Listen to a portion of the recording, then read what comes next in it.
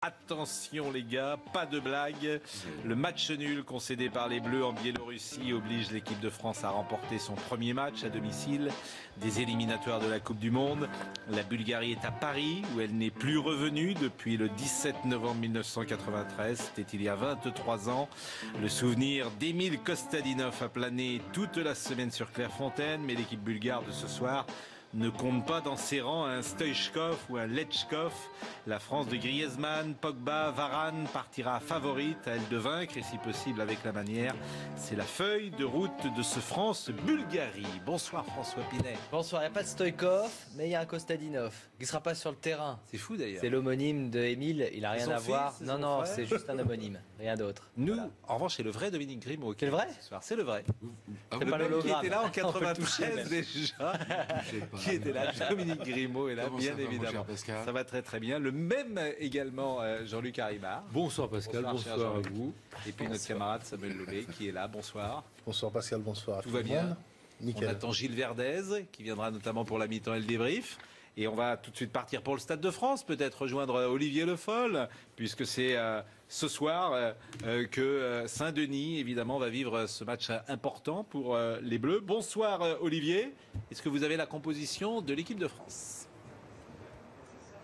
Bonsoir Pascal, bonsoir à tous. Oui, j'ai la compo, c'est la même que celle que je vous donnais hier soir. Elle est conforme à ce qu'on a pu observer lors de la dernière mise en place à huis clos. 4-2-3-1 avec Gamero en pointe, c'est l'information de la soirée. Didier Deschamps qui va essayer de faire fonctionner les automatismes qu'ils ont pu commencer à travailler en club avec Griezmann à l'Atlético Madrid évidemment. Donc 4-2-3-1, Lloris évidemment qui retrouve son brassard et sa place dans les buts après sa blessure. Pareil pour Sagna dans son couloir droit. À gauche, Lévin Kurzawa le Parisien, la charnière évidemment classique Varane Koscielny, c'est Matuidi qui accompagne Pogba au milieu de terrain et puis donc je vous le disais Antoine Griezmann avec à sa droite Moussa Sissoko, l'homme de la finale le 10 juillet dernier face au Portugal, finale perdue évidemment on s'en souvient, à sa gauche Payet et puis devant Kevin Gamero, 3 buts en Liga et 3 passes décisives pour Grisi. On espère que ça va marcher aussi bien entre ces deux-là ce soir parce qu'il n'y a rien d'autre à envisager que les 3 points. Haribard, c'est fou, les risques qu'a pris Didier Deschamps, simplement 2 récupérateurs. Quelle équipe offensive! Ouais, c'est vrai que j'aime bien mon petit Kanté. Moi, il n'est pas là, il joue pas ce soir. Ah oui, on va pas jouer avec 3 récupérateurs face à. Il aurait pu jouer à la place de Matuidi, oui, que j'aime bien aussi, mais il y a match. Il y a match entre les deux. Pogba va mieux, donc oui, pourquoi pas. On attend toujours qu'il ait ce rôle de vrai leader, de vrai leader de jeu. Pardon. Il va mieux que quand Pogba. J'ai toujours l'impression que c'est le même, moi, depuis des mois. Ben moi aussi. Non, il va mieux. Il va mieux. Il va mieux. Il a fait les 2 derniers matchs avec Man United sont plutôt plus performants qu'avant. Ouais. Bon, on a une série de questions à vous poser ce soir. Et la première question qu'on va poser, c'est est-ce que la victoire est obligatoire? Alors, la réponse est oui, évidemment. On va vous le dire, la réponse est oui. C'est pas que la question est idiote, mais forcément, la question se pose pas puisque la France a fait match nul contre la Biélorussie. En Biélorussie, on peut considérer que la France a perdu des points sur ce match, 2 points avec ce match nul. Du coup, il faut absolument gagner à domicile face à la Bulgarie, qui apparaît comme l'une des 2 équipes les plus faibles du groupe avec le Luxembourg. On reviendra sur le niveau bulgare, mais vous le voyez avec ce résultat, il faut absolument gagner pour être dans le premier, parce que seul le premier se qualifie directement pour l'Euro, on le rappelle. Et cette question que vous avez qualifiée de bête a été posée toute la semaine à Hugo Lloris et à Didier Deschamps. On va écouter à l'instant. Dès demain, il faudra prendre les points pour pas se mettre en difficulté et surtout il ne faut pas attendre d'être en difficulté pour réagir. Donc ce sera à nous d'agir. C'est une route longue puisqu'il nous reste 9 matchs, mais on est au 2e. Évidemment que on est déçu par rapport au fait de ne pas avoir pris ces 3 points sur le premier match. Mais même si on les avait pris, on serait dans la même obligation de les prendre demain. Qu'après, sur les derniers matchs, il est possible d'avoir des jokers, pas des jokers. Je ne pense pas à ça aujourd'hui. C'est surtout prendre les points qui sont là et ces 3 points sont importants pour nous. Alors c'est la 4e saison, si je compte bien, de Didier Deschamps qui commence. j'ai toujours le sentiment qu'on attend mieux de cette équipe de France, Dominique, qu'elle manque encore, et pourtant l'Euro est passé, d'un vrai match de référence et surtout d'un jeu qui nous emballerait enfin. Oui, enfin, on ne va pas être sévère non plus. Il y a encore, quand Didier a pris cette sélection classement FIFA était au-delà de la 20e place. Elle se trouve aujourd'hui dans le top 10. C'est vrai qu'on a toujours en travers de la gorge cette défaite en finale face aux Portugais. Mais malgré tout, on a eu quand même, on s'est régalé. Non, le match de référence, c'est peut-être contre l'Allemagne. La demi-finale. Match de référence, il y en a un. La demi-finale contre l'Allemagne à Marseille. Et vous pouvez même pas dire ça. Moi, j'ai lu l'interview de Gourcuff et j'étais complètement d'accord avec lui pour le coup durant cet été où il disait que la première mi-temps, c'est pas un match référence. T'as beaucoup de chance. Moi, je suis d'accord avec vous, mais ce que je veux dire, c'est qu'il y a très peu d'équipes qui ont de sélection, qui ont une stabilité dans leur jeu. Parce que les équipes que vous avez vues à cet Euro, qui ont été bonnes, si vous les avez vues pendant les qualifs, ils ne vous auraient pas enthousiasmé plus que ça. Moi, je pense qu'il ne faut pas s'attendre à ce que cette équipe de France ait un style de jeu et une marque, mais il faut s'attendre à ce que cette équipe de France soit capable d'aller loin dans toutes les compétitions et qu'elle ait des résultats. Mais l'Italie, par exemple, a une marque. L'Italie, je trouve un vrai style. L'Italie que j'ai vu à l'Euro. L'Allemagne, elle a une marque et un style. L'Espagne avait une marque et un style, mais qui ne marche plus aujourd'hui. Mais si vous regardez les autres nations, très peu ont un style sur la durée. Olivier est évidemment au Stade de France. Olivier, ce qui est intéressant, vous suivez, je rappelle, l'équipe de France, c'est qu'après le match de Biélorussie, il y avait de la colère en zone mixte après le match nul. Oui, vous savez, Pascal, la zone mixte, il faut l'expliquer aux téléspectateurs, c'est l'endroit où les journalistes attendent les joueurs qui défilent pour recueillir leurs réactions. Et après le 0-0 dans la grande banlieue, on va dire, de Minsk, je peux vous dire que les mâchoires étaient serrées, très peu se sont arrêtés. Ça voulait dire vraiment qu'il s'agissait d'une contre-performance. Le point pris en Biélorussie n'était pas suffisant. Ça a été aussi le discours de Didier Deschamps. Donc ça met encore plus en lumière ce match face à la Bulgarie à domicile. Il faut gagner et rien d'autre parce que sinon ça va commencer à être pas la crise, mais on va commencer vraiment à être dans le dur. Ah non, mais ça serait la crise, Olivier. Si ce soir l'équipe de France perd contre la Bulgarie, c'est une contre-performance cinglante. Ouais, même pas envisageable. Ah oui, pas envisageable. Ouais. Non, bon, pas envisageable. Victoire obligatoire, c'était notre premier chapitre. Le deuxième chapitre, c'est Gamero a-t-il le niveau international? Oui. Et là, la question se pose puisqu'il n'a pas retrouvé l'équipe de France, il n'a pas joué en équipe de France depuis 5 ans. Voilà, la dernière titularisation, c'était il y a 5 ans. Il a joué contre la Biélorussie, il était entré en jeu, mais la dernière fois qu'il avait été titulaire, c'était il y a 5 ans, le 11 novembre 2011. Les États-Unis. Vous voyez, contre les États-Unis, exactement. 9 sélections seulement, alors qu'il a déjà 29 ans. C'est donc sa 10e ce soir pour Kevin Gamero, qui a joué avec l'équipe de France à l'époque où il était avec le Paris Saint-Germain. Didier Deschamps, qui n'a jamais fait appel à lui, alors qu'il avait plutôt des statistiques honorables avec le FC Séville pendant 3 saisons. Mais regardez cette autre statistique. Pourquoi on se pose la question du niveau international de Gamero? C'est parce qu'en Ligue des Champions, il n'a joué que 10 matchs seulement avec le PSG, avec Séville et avec l'Atlético cette saison.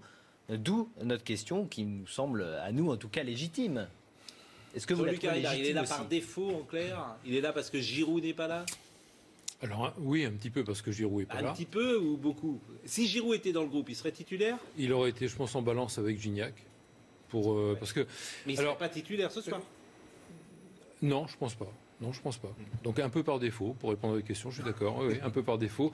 Maintenant, Gamero a joué dans des clubs. Bon, Paris Saint-Germain, c'était une marche qui était peut-être difficile pour lui à grimper. Et puis, faut bien comprendre que c'est un avant-centre, juste un avant-centre. Il joue nulle part ailleurs. C'est un avant-centre. Et c'est un avant-centre spécifique. C'est-à-dire qu'il n'aime pas jouer dos au but. Il n'aime pas avoir être marqué. Donc on ne peut pas s'appuyer sur lui comme on peut le faire avec un Giroud. C'est un joueur de profondeur. C'est un joueur fuyant. C'est un avant-centre qui peut aussi jouer un peu comme Griezmann, qui a un peu les mêmes caractéristiques que Griezmann, qui aime bien d'ailleurs jouer avec... Certains disaient c'est pas peur. Non, oui, alors c'est un joueur fuyant qui aime la profondeur, qui est vif, mobile, technique, un peu comme Griezmann. Ces deux-là s'entendent bien. S'ils se retrouvent ensemble aujourd'hui, c'est parce que Simeone, qui l'a bien vu à Séville, réussir à Séville, donc a constaté que ces deux-là pouvaient s'entendre. Ils s'entendent très bien. Il y a Torres qui de temps en temps joue, avec l'un ou avec l'autre. Donc Gamero comme choix d'avant-centre, c'est un choix plus de complicité et de connivence avec Griezmann qu'un choix de véritable numéro 9. Et la question qui est posée, est-ce qu'il a le niveau international, oui ou non, Samuel Lobé? On peut en douter un petit peu, vu qu'il n'a pas été titularisé auparavant par les autres sélectionneurs. Je pense que c'est un bon avant-centre. C'est un très bon avant-centre qui est capable de marquer des buts ce soir. Maintenant, je pense qu'il bénéficie du fait que d'autres joueurs ne soient pas là. Il a sa place dans un groupe élargi. Mais pour être à la pointe de l'équipe de France quand tout le monde est là, je pense qu'il lui en manquera un peu toujours. Alors, ce qui peut remplacer ça, c'est la relation qu'il aura avec Griezmann. Hein. On va écouter d'ailleurs ce que dit Didier Deschamps élogieux sur Kevin Gamero. Kevin sort de très très bonnes saisons avec Séville. Là, il vient dans un club où lui aussi il y a beaucoup plus de concurrence, mais c'est normal, c'est l'Atlético Madrid. Mais il fait un bon début de championnat. Très mobile, très bon dans ses appels de balles, intéressant parce qu'il est capable d'offrir des solutions sur la profondeur et surtout il a une très bonne efficacité pour un attaquant. C'est une qualité importante. Hashtag 20h Foot, vous pouvez réagir comme Philippe avec son chapeau qui nous dit, pour moi, la compo de l'équipe de France de ce soir est celle du futur. C'est l'idéal, c'est sans doute pas l'avis de Didier Deschamps quand même, Olivier Le Foll, parce que vous confirmez, si Giroud avait été présent ce soir, apte ce soir, Gamero n'aurait pas joué. Il aurait peut-être été dans le groupe, mais il n'aurait pas été titulaire, ça c'est quasiment une certitude, parce que comment faire autrement avec Giroud qui a des statistiques impressionnante avec l'équipe de France sur ses derniers matchs. Il a fait un Euro très convaincant. C'était impossible de s'en passer. C'est l'occasion qui fait le larron. Giroud est absent, donc on en profite pour mettre Gamero. C'est peut-être Gignac qui aurait fait les frais de la présence de Giroud ce coup-ci. Mais encore une fois, moi, ce qui m'étonne, c'est de voir qu'on est déjà en train de se projeter sur le futur de l'équipe de France. Gamero, Griezmann, parce qu'ils jouent ensemble à l'Atlético. Voilà. Et on a tendance à balayer Giroud assez vite. Encore une fois, il y a l'ombre de Karim Benzema qui pèse au-dessus de tout ça, évidemment. Mais vraiment, Olivier Giroud n'a jamais déçu en équipe de France durant ces derniers mois. Et c'est quand même relativement injuste. Qui a peut-être été décisif pour Deschamps, c'est que ce tandem existe déjà. Les bonnes ondes de la 2G à l'Atlético Madrid, ça marche bien entre les deux. Et effectivement, ça se confirme en statistique.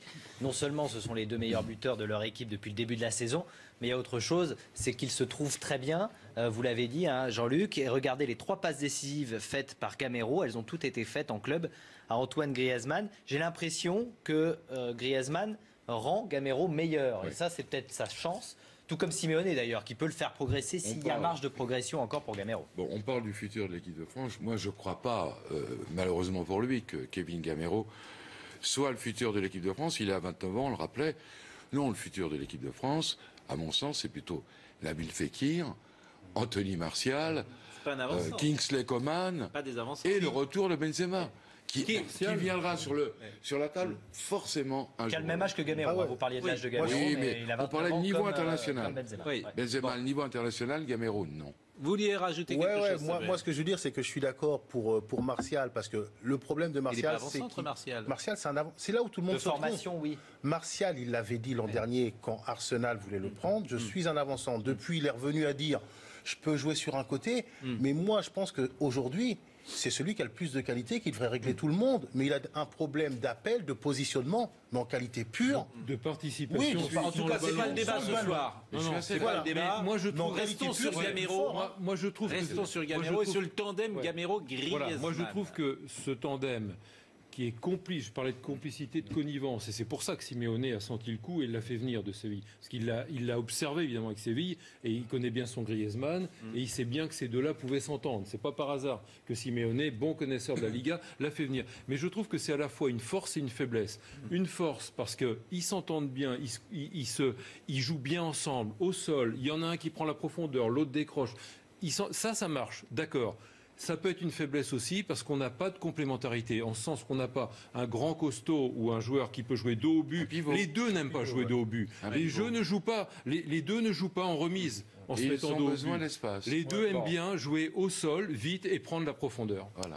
Si vous nous rejoignez, c'est France-Bulgarie bien évidemment ce soir, c'est à 20h45. On est en train de détailler tous les chapitres de cette équipe de France. La victoire obligatoire, c'était notre premier chapitre. Et Gamero a-t-il le niveau international? Vous avez dit non. Vous avez dit non? Ah non, j'ai pas dit non. Non. Il peut faire des bons matchs. Il n'a pas joué dans les grands clubs pour pouvoir être évalué. Vous avez dit quoi alors? Vous avez dit oui? Moi, je trouve que c'est intéressant. Et c'est intéressant son efficacité avec l'Atlético. Jamais oui ou non. Vous n'avez pas dit oui, non. Non, Mais la réponse est... l'efficacité qu'il montre avec l'Atlético prouve qu'il peut jouer dans un grand club et être efficace dans un grand club. Alors la troisième question que je vous pose, qui est une question un peu récurrente, pardonnez-moi, Pogba est-il surcoté ? Oui, alors la question a été posée d'ailleurs par nos confrères de France Football. On vous montrait cette une hier. C'est vrai que là, il tape dur sur Pogba. Vous allez nous dire si vous trouvez que ça va trop loin. Pogba en est si loin avec ses phrases. Il ne progresse pas dans le jeu. Il n'a pas de match référence. Il n'est pas un leader. On avait même évoqué l'interview de Paul Scholes, l'ancien joueur de Manchester United, qui donnait un conseil à Pogba. Simplifie ton jeu, Paul. C'est vrai que Pogba, en équipe de France, si l'on voit ses statistiques, c'est 40 sélections. Ça sera la 41e ce soir.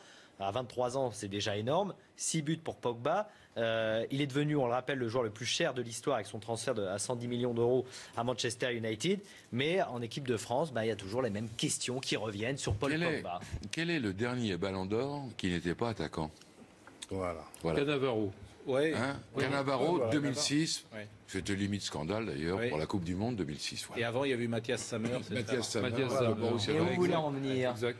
Quel est le cahier des charges ? Je veux dire simplement qu'il est très compliqué de devenir Ballon d'Or quand on... Mais c'est pas la question qu'on se pose. On ne demande pas à Paul Pogba d'être Ballon d'Or. On demande déjà de faire des performances. Moi, je vois la une de France Football. Oui, mais elle est... Qui vend son Ballon d'Or. Et attaquant buteur. Elle est métaphorique, cette une.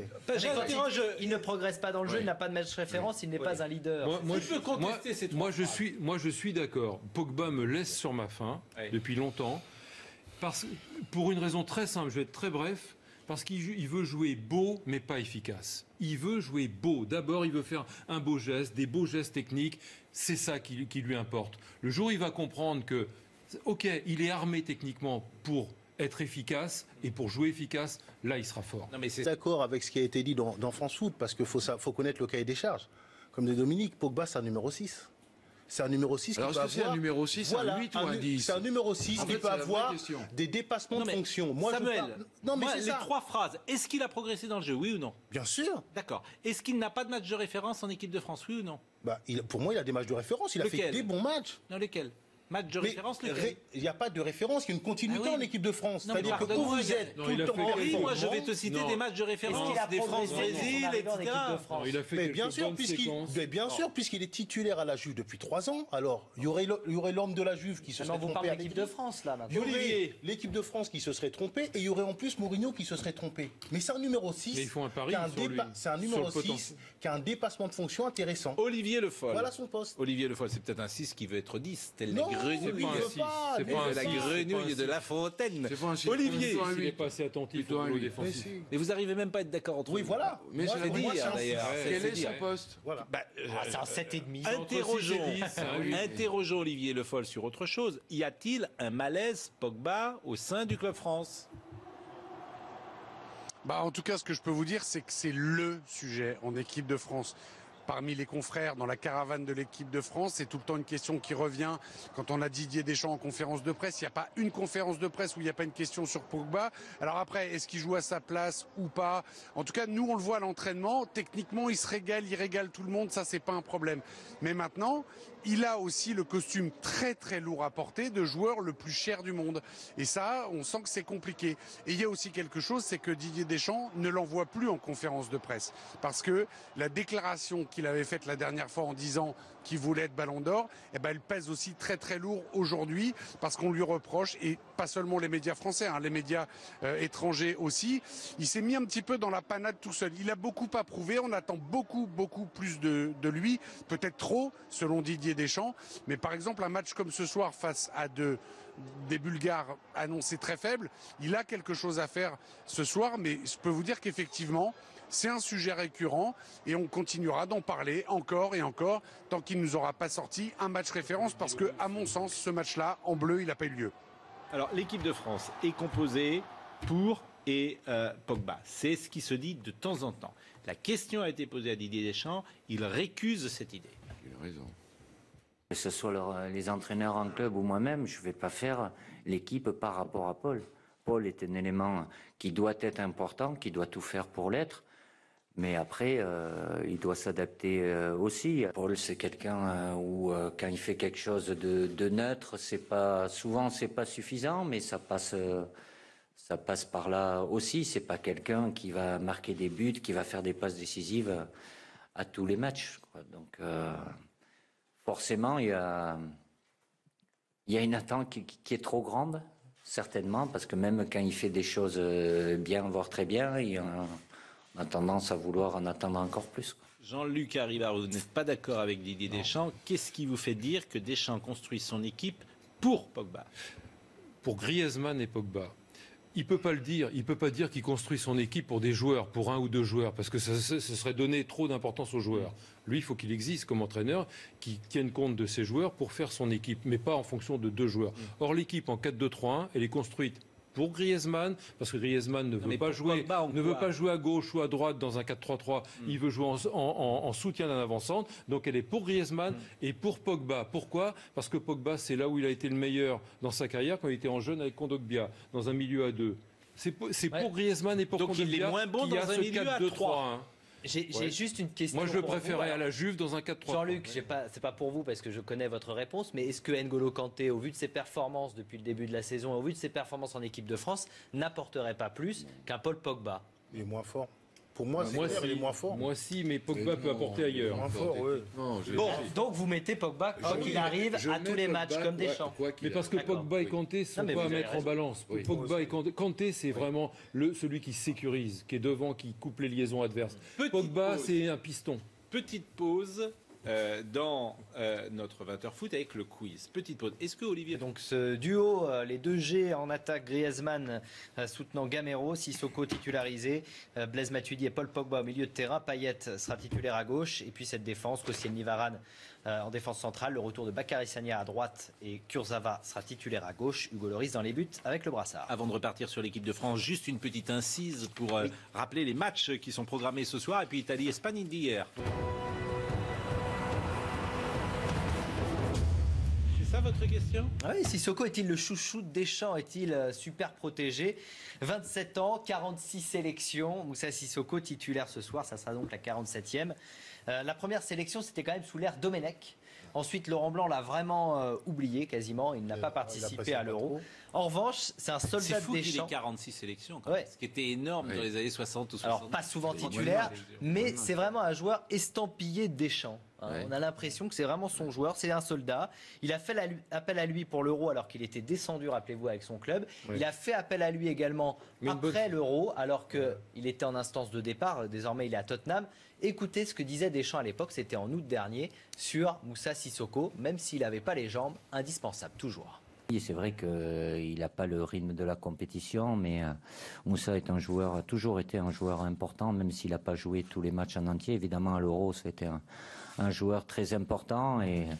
Joueur très important, peut-être victime de son style. Et d'ailleurs, il donne une interview, je vous invite à la lire dans SoFoot cette semaine. Il parle de sa réputation de bourrin, notamment, et de son style de jeu. Alors, il dit, c'est sûr, ma qualité première, c'est d'être physique parce que je suis quelqu'un de puissant. Après, les gens veulent voir des beaux gestes, des petits ponts, des ci, des ça, et je ne peux pas leur en vouloir. Il parle aussi de sa polyvalence. C'est peut-être pour ça qu'il est dans l'équipe de Deschamps. Il le met un petit peu à toutes les sauces. Et il est une nouvelle fois titulaire. Est-ce que pour vous, alors effectivement, il y a eu cette finale magnifique de l'Euro, il a certainement été le meilleur joueur de l'équipe de France, mais est-ce que pour vous, ça y est, c'est un indispensable, un incontournable? Moi, je pense que c'est un incontournable au niveau du groupe, déjà, parce que Deschamps, c'est quelqu'un qui accorde sa confiance au bout d'un certain temps, mais quand il la donne, il la reprend pas, donc c'est un homme de confiance du Didier Deschamps, comme tous les 23 joueurs qu'il a sélectionnés. Et après, je dois vous dire qu'au niveau de ses performances, il m'a surpris lors de l'Euro parce qu'il a été très bon. Ça, c'était la vraie bonne trouvaille de Didier Deschamps. Mais je l'ai trouvé aussi, quelquefois, très bon dans le jeu, meilleur que ce que je ne pensais. Donc, c'est pas qu'il est le chouchou, c'est qu'il a gagné sa place, c'est qu'il s'est aussi amélioré, c'est qu'il a progressé. Parce que moi, personnellement, je ne l'attendais pas à un niveau aussi fort, Sissoko. Il m'a surpris. C'est vrai, moi je suis assez d'accord avec vous. Je voudrais juste faire une petite parenthèse. Il est de Aulnay-sous-Bois, Sissoko. Il revient très souvent et on nous écoute beaucoup à Aulnay-sous-Bois. Donc, 9-3. Exactement, tous ceux qui nous écoutent ce soir. Vous savez que c'est un joueur que j'aime bien. Moi, je vais plaider pour qu'il joue plus tôt, et même éventuellement arrière droit. À l'époque, on recherchait un arrière droit costaud. C'est pas un bourrin, c'est un joueur qui a de la technique, qui amène de la puissance, de la perforation, et qui amène ça sur un côté qui était sinistré, le côté droit en équipe de France. Et c'est d'autant plus important d'avoir un joueur comme lui qui occupe bien ce côté et qui en plus se replace et vient bosser au milieu pour aider par exemple un Pogba. Non, mais alors il a retourné l'opinion. Non mais c'est pas Fekir. Il a retourné l'opinion, voilà, parce qu'à l'époque, souvenez-vous, au moment de la liste, on parlait d'Hatem Ben Arfa et certains disaient on peut prendre Ben Arfa plutôt que Moussa Sissoko. Ça c'est vrai, ouais. Parce que pour le coup, Sissoko il est un peu victime de son jeu, de son jeu un peu physique, un peu puissant. Il a bon esprit et Didier Deschamps le sait. 2, il n'est jamais décevant. Il ne déçoit jamais avec les Bleus. Durant l'Euro, pour le coup, il n'a jamais déçu. Non, mais même en 2014, il avait été correct. Là, en plus, il est d'autant plus indispensable que c'est un problème d'équilibre et de complémentarité. On a des petits joueurs techniques et mobiles, Payet, Griezmann, Gamero. Il faut du costaud aussi. Non mais vous voyez, Olivier. ça ressemble quand même à l'équipe Deschamps. Quand je vous disais que Laurent Blanc l'avait un peu snobé, Deschamps, lui, c'est vraiment son style de joueur. C'était pas le style de Blanc. Maintenant, on a un côté Ben droit Arfa, fort. Menez, Nasri, etc. Olivier Le Foll, Sissoko, est-ce qu'il vous a plu? Oui, il m'a plu en finale de l'Euro. C'était le meilleur joueur français, tout le monde l'a vu. C'est vrai que c'est un petit peu étonnant parce qu'avec son parcours en club qui n'a pas été aussi flamboyant que celui de certains de ses coéquipiers en équipe de France, il est toujours là. C'est un homme de Didier Deschamps, à n'en pas douter. Vous savez comment ses coéquipiers l'appellent en équipe de France? Le fils à Didier, parce que on a l'impression que quoi qu'il se passe dans sa carrière, il sera toujours en équipe de France. C'est vraiment un homme de base parce qu'il est puissant, parce que c'est une teigne au milieu, parce qu'il fait les efforts défensifs aussi, et Didier lui fait vraiment confiance et c'est quelqu'un sur qui il s'appuie vraiment continuellement.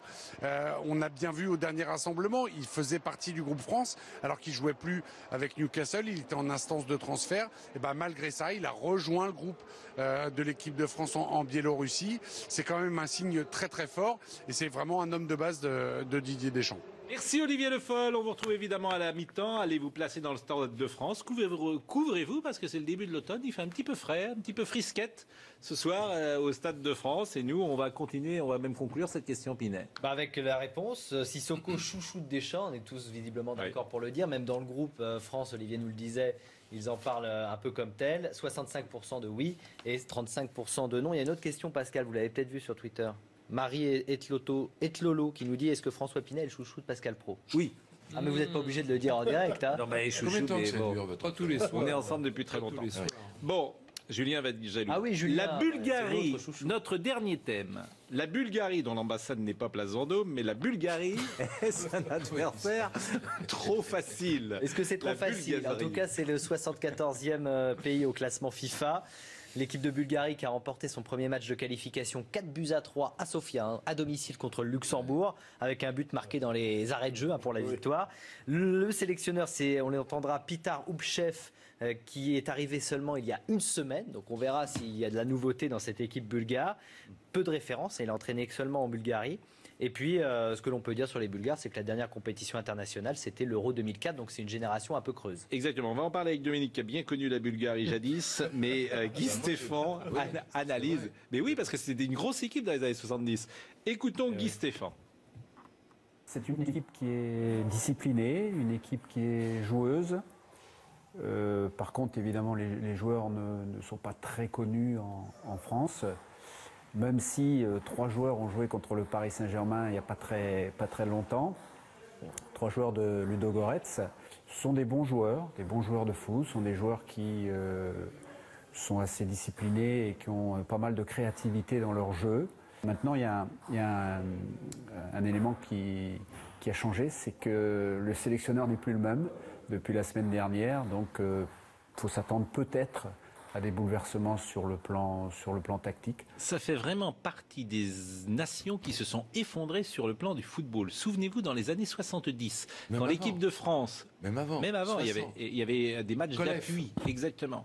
Et alors, aujourd'hui, ce n'est plus rien dans les années 70. Donc, on se souvient d'un match de Platini là-bas avec Monsieur Foot, France-Bulgarie, c'est Bulgarie-France. L'équipe de France s'était qualifiée contre la Bulgarie au dernier match, en 78. On se souvient évidemment de Kostadinov. Et aujourd'hui, il ne reste plus rien. C'est vrai. C'est vrai. Pourquoi? C'est un peu le sens de ma question. Qui était sous-jacente. Oui, pourquoi? Est-ce que c'est générationnel? Est-ce que c'est une génération perdue? Il n'y a pas de Stoichkov, il n'y a pas... Ils ont eu un ballon d'or quand même. C'était pas rien. C'était pas une petite nation comme l'Islande. Aujourd'hui, 74e sur le plan mondial. 74e, oui.